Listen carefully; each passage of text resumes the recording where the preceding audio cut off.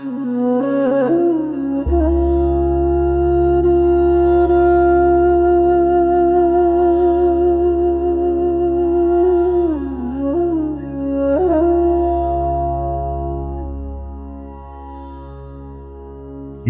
জানতে কার না ইচ্ছে করে বলো?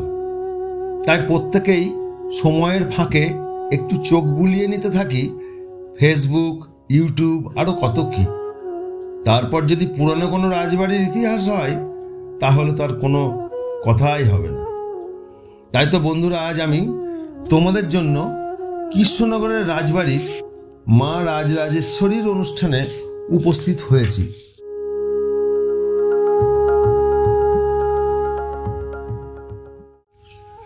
কৃষ্ণনগর রাজবাড়ি বাংলার ইতিহাস ও সংস্কৃতির এক অনন্য সাক্ষী। নদিয়া জেলার কৃষ্ণনগরে অবস্থিত এই রাজবাড়ি ছিল মহারাজা কৃষ্ণচন্দ্র রায়ের মূল বাসস্থান, যিনি বাংলার নবজাগরণের অন্যতম পৃষ্ঠপোষক ছিলেন। রাজবাড়ির স্থাপত্যশৈলীতেও মুঘল ও ইউরোপীয় প্রভাবের সমন্বয় কিন্তু দেখা যায়, যা আজও অতীতের জাঁকজমক ও ঐতিহ্যের স্মৃতি বহন করে চলেছে। পুরনো রাজবাড়ি শুধু ইট পাথরের গাঁথনি কিন্তু নয়, এটি আমাদের অতীতের ইতিহাস ও ঐতিহ্যের জীবন্ত প্রতীক। যদিও আজ সময়ের প্রভাবে তার রূপ ম্লান হয়েছে, তবু তার গায়ে লেগে আছে গৌরবের ছোঁয়া ও স্মৃতির গন্ধ।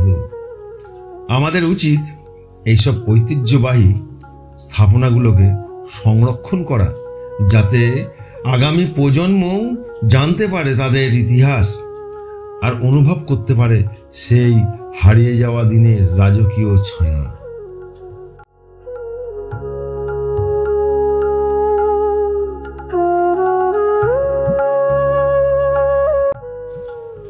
নদিয়ার রাজারা এদেশে বহুকাল যাবৎ সুপ্রসিদ্ধ। তারা ছিলেন হিন্দু সমাজপতি, কুলধর্মের রক্ষক ও গুণীজনদের উৎসাহদাতা। কলকাতার অভ্যুদয়ের পূর্বে নবদ্বীপের রাজাদের রাজধানী কৃষ্ণনগরই কিন্তু বঙ্গদেশের সর্বপ্রধান স্থান ছিল এবং নদিয়া জেলা সকল প্রকার সভ্যতা ও শিষ্টাচারের উৎপত্তিস্থল ছিল। আমাদের গর্ব হয় কৃষ্ণনগরের রাজবংশ এই সকল সভ্যতা ও শিষ্টাচারের উৎসস্বরূপ ছিলেন। তবে সবচাইতে বেশি রাজপ্রাসাদ নির্মাণ করেন মহারাজা কৃষ্ণচন্দ্র রায়, অন্যান্য রাজাদের ঊর্ধ্বে। তিনি নদিয়া জেলার মাঝদিয়ার শিবনিবাস, রানাঘাটের কাছে হরধাম ও আনন্দধামে এবং আমঘাটার কাছে গঙ্গাবাস নামক স্থানে রাজপ্রাসাদ নির্মাণ করেছিলেন। বর্তমানে শুধুমাত্র কৃষ্ণনগরের রাজবাড়ি ছাড়া কিন্তু আর কোনটির অস্তিত্ব আমরা পাই না। পূর্বপুরুষ রাজা রাঘব রায়ের নির্মিত প্রাসাদগুলি কালের করাল গ্রাসে আজ শুধু ইতিহাস মাত্র, কিন্তু অদ্ভুতভাবে দেখা যায় রাজা রাঘব রায় নির্মিত রাজপ্রাসাদগুলির অস্তিত্বের একটি আন্দাজ আজও আমরা পাই। রাজা রাঘব রায় নির্মিত কৃষ্ণনগর এবং শ্রীনগরের রাজপ্রাসাদের মধ্যে গঠনগত সাদৃশ্য অবাক করার মতন। কৃষ্ণনগরের রাজপ্রাসাদে নদিয়ার রাজ পরিবারের বংশধরেরা আজও বসবাস করেন এবং নিয়মিত রক্ষণাবেক্ষণ হওয়ায় প্রাসাদটি আজও যথেষ্ট ভালো অবস্থায় রয়েছে। কিন্তু শ্রীনগরের রাজপ্রাসাদের আজ আর কোনো অস্তিত্ব নেই। কৃষ্ণনগরের রাজবাড়ি ছিল বর্তমানে মজে যাওয়া অঞ্জনা নদীর ধারে। অঞ্জনা থেকে পরিখা কেটে চারিদিকে বেড় দেওয়া হয়েছিল রাজবাড়ির সুরক্ষার জন্য। একইভাবে শ্রীনগরের রাজপ্রাসাদের চারিপাশে ও বর্তমানে বিলুপ্ত মোরালী নদীর থেকে পরিখা কেটে বেড় দেওয়া হয়েছিল।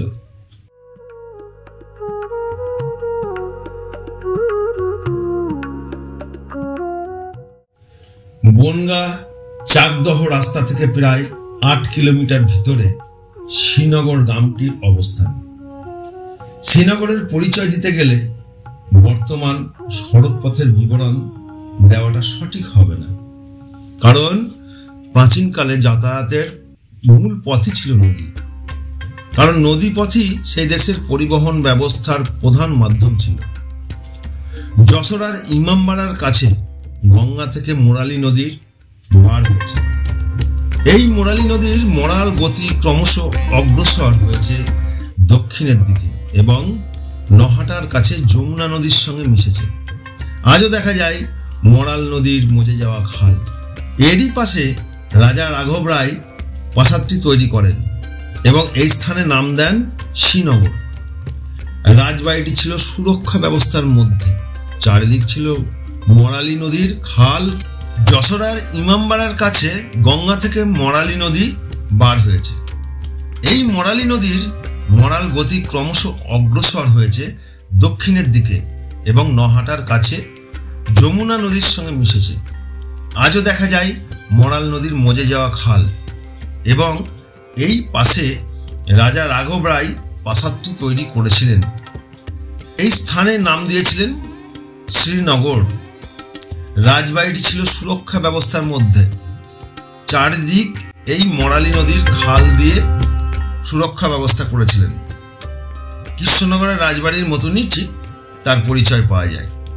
মহারাজা কৃষ্ণচন্দ্রের আমলে কালচক্রের আবর্তে মরালি নদীর গতিপথ রুদ্ধ হয়ে গিয়ে যমুনা ও মরালি নদীর সংযোগস্থলে প্রায় 1 মাইল ব্যাপী চড়া পড়ে যায়।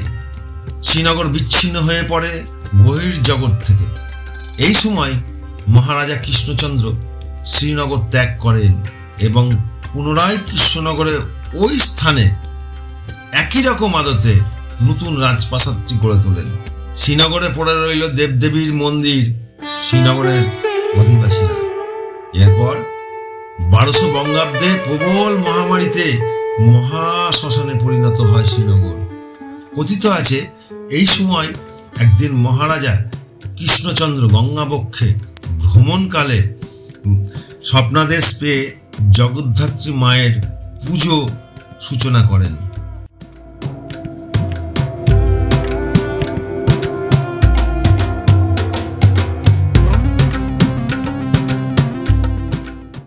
সময়ের সাথে যারা এই বিসর্জন কাজ করতেন তারা একদিন রাজার কাছে অনুমতি চেয়ে বসেন এই পুজো তাদের পাড়ায় করার জন্য, অর্থাৎ মালোপাড়ায় করার জন্য মেছুয়াপটিতে। রাজা অনুমতি দেন খুশি হয়ে, কারণ তিনিও চেয়েছিলেন তার শুরু করা পুজো বিস্তার পাক। গরিব মৎস্যজীবী ব্যবসায়ীদের তিনি 15 টাকা অনুদান হিসাবে দেন, প্রতিমা তৈরি এবং পূজার খরচ হিসাবে। সেই থেকে শুরু হয় কৃষ্ণনগরের দ্বিতীয় সব থেকে পুরনো এবং প্রথম বারোয়ারি পুজো মালোপাড়া মা জলেশ্বরীর। আমার কৃষ্ণনগরের ভালোবাসার মূল কারণ এই শহরের ট্র্যাডিশন ধরে রাখার চেষ্টা আজও করে গেছেন রাজা এবং রানীর বংশধরেরা। আজও 15 টাকা রানীমা দিলে তবেই পুজোর সূচনা করা হয়।